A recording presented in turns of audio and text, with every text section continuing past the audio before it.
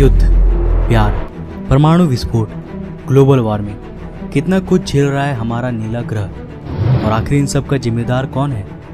हम मनुष्य। परंतु क्या आप जानते हैं हमारे सुंदर से ग्रह को ऐसा बनने में कितना समय लगा था? वो ग्रह जो हमारे लिए सबसे मूल्यवान है, वो कितने सालों के कठिन मेहनत का फल है, क्या आप जानते हैं? आइए आज हम चलेंगे समय में पीछे और शुरुआत से जानेंगे हमारे पृथ्वी के एक चट्टान के टुकड़े से लेकर एक जीवन से समृद्ध ग्रह बनने तक के सफर को। तो आइए हम समय में पीछे चलते हैं,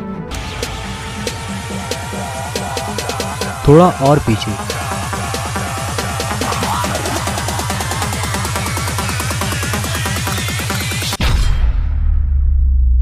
आज से करीब 4.6 अरब साल पहले हमारा सौरमंडल और एक नया जन्मा तारा, जिसके चारों ओर धूल और चट्टान चक्कर काट रहे हैं।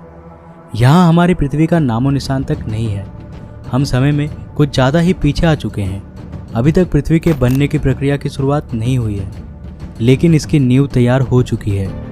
ये चट्टान और धूल अब गुरुत्वाकर्षण की वजह से आपस में जुड़ रहे हैं। कई लाख सालों के बाद अब एक भीमकाय चट्टान के गोले में बदल चुकी है, लेकिन इसे हम पृथ्वी नहीं कह सकते, क्योंकि अब ये बहुत ही गर्म है। ये आज के वीनस यानी शुक्र ग्रह के समान है। आज से करीब 4.5 अरब साल पहले धरती की सतह पूरी तरह खौलते लावा से ढकी है। आप गलती से भी नीचे पैर रखने की कोशिश मत करना, वरना आपके पास दोबारा रखने के लिए पैर नहीं बचेगा। इस वक्त धरती की सतह का तापमान करीब 1200 डिग्री सेल्सियस है, यानी ये जगह फिलहाल नर्क से कम नहीं है। यहाँ ऑक्सीजन का नामो निशान तक नहीं है।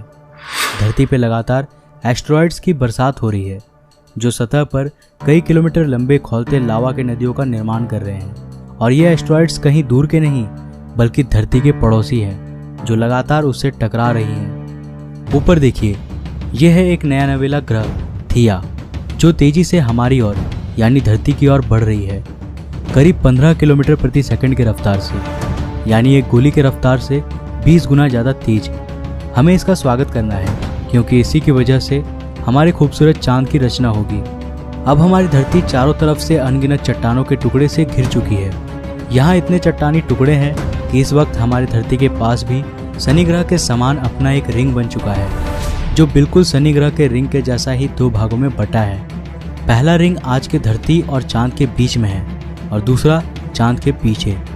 इस रिंग से एस्टेरॉइड्स लगातार धरती पर बरस रहे हैं, लेकिन एस्टेरॉइड्स की असल बारिश अभी भी शुरू नहीं हुई है। अब ये रिंग धीरे धीरे ग्रेविटी की वजह से एक 3000 किलोमीटर चौड़े गोलीय पिंड में बदल जाएंगी।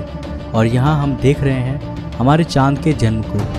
यह है हमारा चांद। इसमें फिलहाल कोई दाग नहीं है, और ये अब हमारी धरती के काफ़ी नज़दीक है, जिसकी वजह से यह हमें इतनी बड़ी दिखाई दे रही है। इसका सरफेस अभी पूरी तरह से गर्म लावा से बना है, और इतने करीब होने की वजह से यह लगातार धरती पर अपना गुरुत्वाकर्षण प्रभाव डाल रही है। करीब 30 लाख साल बाद अब हमारे सोलर सिस्टम में कुछ ऐसा होने वाला है जिसके बारे में आप लोग शायद ही जानते होंगे। हमारे सौरमंडल के गैस जायंट्स अपने ऑर्बिट्स में बदलाव कर रहे हैं, और इस बदलाव की वजह से सौरमंडल के एस्टेरॉइड्स और कॉमेट्स के बीच में एक ग्रेविटेशनल मेश तैयार हो रहा है, जो उन एस्टेरॉइड्स और कॉमेट्स को सौरमंडल के आंतरिक भाग में धकेल रही है, सीधे सीधे मंगल, शुक्र, बुध और हमारी धरती की ओर। यही वो समय है जब हमारे चांद को इन एस्टेरॉइड्स की वजह से उसके जाने पहचाने दाग मिलने वाले हैं। इस अवधि को कहा जाता है the late heavy bombardment. By the way, इस समय हमारा चांद भी बहुत ही गर्म था। यह आसमान में एक बड़े लैंटर्न की तरह चमकता था, और ये धरती के इतने करीब था कि इसका गुरुत्वाकर्षण हमारी धरती को आज की तुलना में 25 गुना ज़्यादा प्रभावित कर रहा था।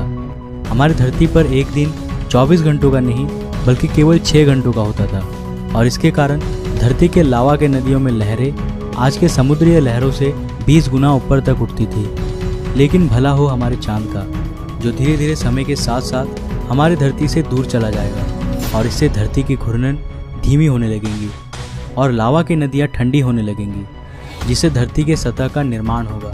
इस वक्त आसमान में ये भीमकाय चमकीला चांद ही एकमात्र चीज़ नहीं है जो आपका ध्यान आकर्षित करेगा, बल्कि अब आपको 2 बहुत ही चमकीले तारे भी आसमान में देखने को मिलेंगे। लेकिन वे दोनों असल में तारे नहीं हैं, ये दोनों असल में ग्रह हैं, जुपिटर और सैटर्न। सौरमंडल के आंतरिक ग्रह जैसे कि हमारी धरती, वीनस, मरकरी, मार्स, ये सब रॉकी प्लैनेट्स हैं। और ये ज़्यादा समय तक पिघले हुए लावा के रूप में नहीं रह सकते थे। लेकिन वहीं जुपिटर और सैटर्न असल में गैस जायंट्स हैं जो कि आसानी से लंबे समय तक गर्म रह सकती है।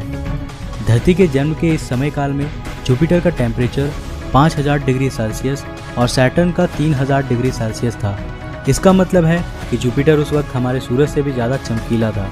जैसा कि साइंटिस्ट कहते हैं कि तारे अपने जीवन के साथ साथ और चमकीले होते जाते हैं, तो उस समय हमारा सूरज आज से 30% कम चमकीला था। परंतु 4 अरब साल के लंबे अवधि में ये ग्रहें भी धीरे धीरे ठंडी हो जाएंगी। आइए चलते हैं वापस हमारी धरती पर। धरती के वायुमंडल में फिलहाल केवल एक ही गैस है, मीथेन। आप गलती से भी इसमें सांस मत लेना, वरना कुछ मिनटों में ही आपकी मौत हो जाएगी। लेट हैवी बम्बार्डमेंट के दौरान धरती पर लगातार कॉमेट्स की भी बरसात हुई थी, जिन्होंने अपने साथ पानी का धरती में परिवहन किया। इस पानी ने धरती में समुद्रों का निर्माण किया। धरती अब चारों तरफ से समुद्र से घिरी हुई थी, लेकिन यहाँ ना तो पैर रखने के लिए ज़मीन था और ना ही सांस लेने के लिए ऑक्सीजन। हमारी धरती अभी कुछ हद तक पृथ्वी कहने लायक बन चुकी है, लेकिन अभी भी इसमें जीवन का बीज नहीं पनपा है। आखिर इसके बाद क्या हुआ था और धरती पर जीवन की शुरुआत कैसे हुई थी? इस पूरे कहानी को जानने के लिए आप इस सीरीज़ के एपिसोड 1 और एपिसोड 2 को ज़रूर देखिए। ये दोनों एपिसोड्स ऑलरेडी चैनल पे हैं। वीडियोस के लिंक्स आपको डिस्क्रिप्शन में और ऊपर आई के बटन पे मिल जाएंगे। तो आज के लिए नोटिफिकेशन बेल को भी ऑन कर लो। मैं मिलता हूँ एक और नए एपिसोड के साथ, तब तक के लिए जय हिंद, बाय।